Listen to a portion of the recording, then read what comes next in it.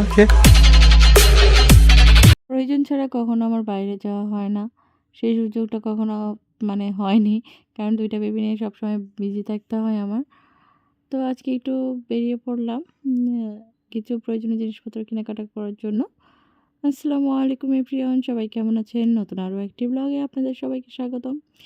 তো এই যে আমি এই বাহির হয়ে গেছি।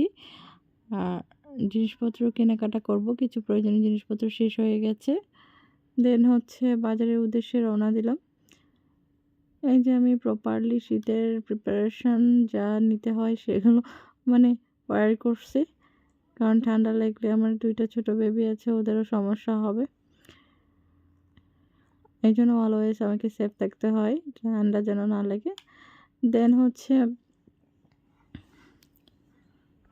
কিছু প্রয়োজনীয় জিনিসপত্র যা কিনতে চাচ্ছি সেগুলো হচ্ছে আমার বেবিদেরই মেইনলি।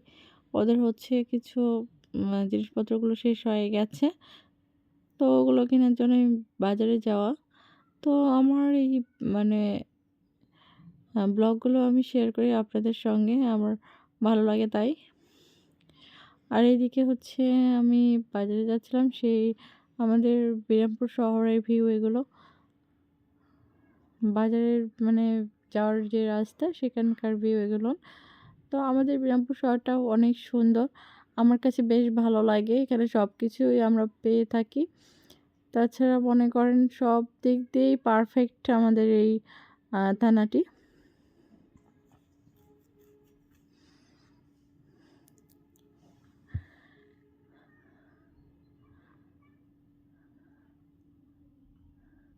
আসলে জন্মস্থান সবার কাছে ভালো লাগে, আর আমার জন্মটা হয়েছে বিরামপুরে। দেন হচ্ছে আমার জন্মস্থানকে আমি অনেক ভালোবাসি, আর বিরামপুর শহরটা আমার খুব ভালো লাগে।